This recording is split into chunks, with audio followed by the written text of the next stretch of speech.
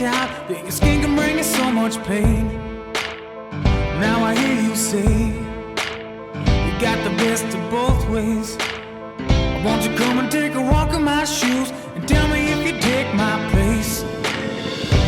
Under cover of my skin, I've heard all your names. If it's all the same, I'll keep on walking. Under cover of my skin, I've heard all your names. If it's all the same, I'll keep on walking.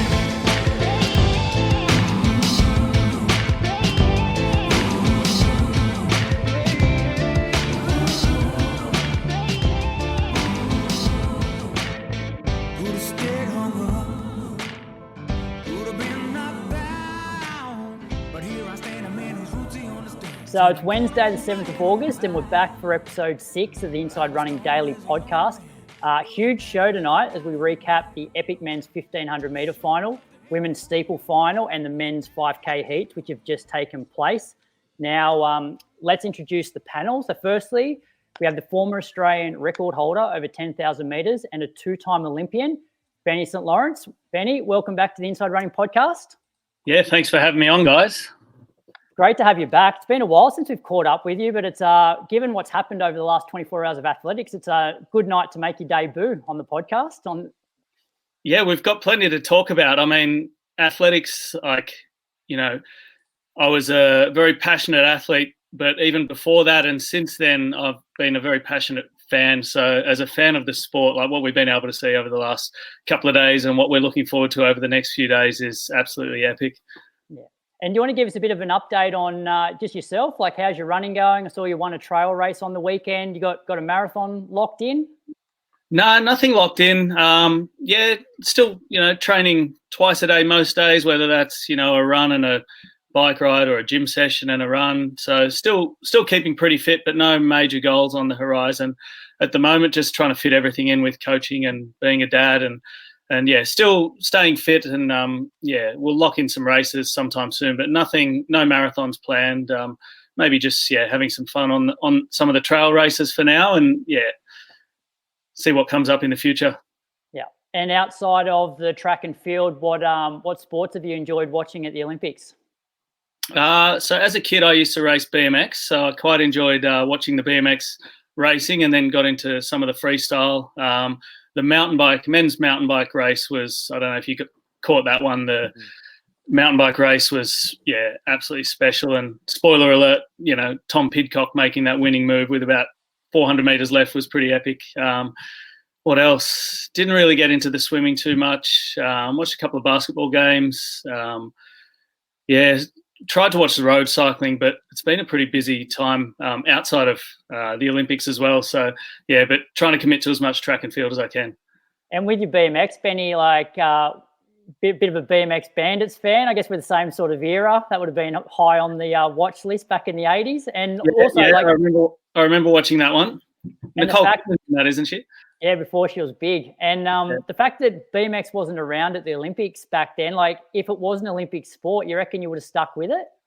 I don't think so. It in terms of the energy systems and the type of athlete it sort of favours, it's more of a 400, 800 style athlete. So I just never quite had the power to be, really one of the top guys in the state. And I do remember when I decided to step back from BMX and put a bit more time into running, I did say, I want to go to the Olympics, and BMX isn't at the Olympics. And it's funny, when I was in London, BMX was a sport at the London Olympics, and one of the team coaches on the Australian team was a guy who I'd had a coaching clinic with here in the Blue Mountains when I was a kid in BMX. And I was like, hey, mate, do you remember coming up to the Blue Mountains and coaching a session? And he thought it was pretty funny that I was there racing the 10K and had changed sports but made the Olympics anyway.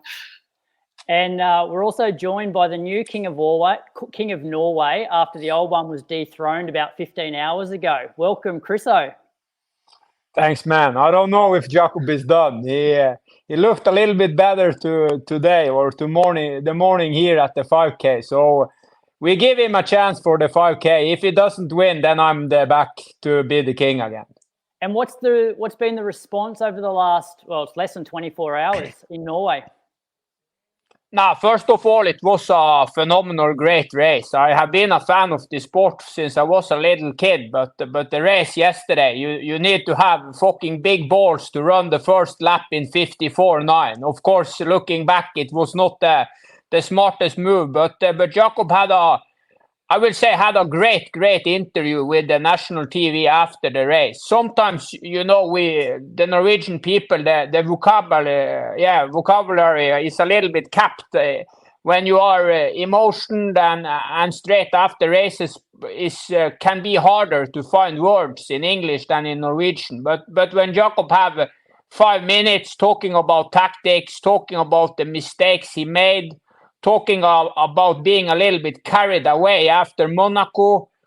Yeah, it was a humble Jakob. He was of course not happy, but he was also congratulations. The other guys said that to run 3:27 here, people are breaking the national record. The level is crazy deep, and of course, looking back, he should have done. Yeah, probably not going that hard the first 4 and take a little bit more like a progressive from 1K out. But all in all, he was motivated for the 5K. The shape was unbelievably good, and it was a big mistake to don't run 56 the first lap, or maybe try to let some Kenyans, some of the other guys take the first lap. Yeah, look, it was the most gracious I've seen him in defeat. What I thought we might do is, just for people that haven't watched the race, I might give just a quick recap of how I saw it, and then we can maybe break it down a bit more. So it was pretty predictable that Jakob got to the front after about 100 metres, and there was Coleman, Kerr and Chariot. They were probably the next 3 that were prominent. Hocker was pretty conservative early, and then a gap sort of formed about 200 metres in, and he sort of went around and slotted in behind Kessler and Nagoose. So that was sort of your top 7. They, hit 400, or Jakob hit 400 in 54.9. Hocker was back in 7th in 55.6. Nothing much changed for the next lap. Jakob's second lap was 56.6 for like a 151.5 at 800. But then after 800, he opened up a pretty significant gap down the back straight. And it was Chariot that sort of bridged the gap and brought the rest of the field up. But by that stage, who was it? One of the other Kenyan started to go backwards. Yeah, Coleman was going backwards. And I feel like that might have almost started to create that gap behind Ingebrigtsen. Yeah. Coleman going backwards. And then he apparently sensed that gap and started to put a bit more into it than he probably would have liked to. Yeah. And then they got around to... Oh, sorry. Yeah, Jakob talked about that sequence also on the interview. He said that when he heard that people were dropping a little bit off behind him, he went again. And the second time he went, he also went a little bit too fast. So that was the second mistake he made. He thought that people were slowing down behind him and, went too hard, too early again. Yeah, because that third lap was a 55.8, and I reckon a lot of that acceleration was from sort of 800 to, the K mark. So I went through 1,200 in 2:47, but right around 1,200, or maybe even just a touch before, he looked over his shoulder, and then from 1,200 to 200 metres to go, he looked 3 times over his shoulder, which I'm guessing by that stage probably wasn't a good sign that he's probably starting to hurt. With about 200 to go, Kerr was on Jakob's shoulder. Nagoose and Hocker started to move up, and Chariot by that stage was starting to go backwards. And then coming around the final bend, Kerr was still on the shoulder. Hocker was trying to go up the inside, but Jakob sort of closed the door, but it didn't seem to really impact his momentum too much, and Hocker still stayed pretty relaxed. But then maybe another 20 metres later, Jakob obviously moved a little bit wide to probably try and push Kerr out, and then both Kerr and Hocker went past him, one up the inside, one on the outside at the same time. And then they sort of ran neck and neck down the straight, with Hocker getting, ahead with maybe 10 metres to go. And then Nagoose was able to run down Jakob for third in the last 20 metres or so. So in terms of results, Cole Hocker got the win, 3:27.65, which is a new Olympic record. Kerr second in the national record of 3:27.79. Jared Nagus third, 327.8, and then Jakob fourth in 328.24. Do you think, given those boys ran so quick, like the top three, was there like Jakob always going?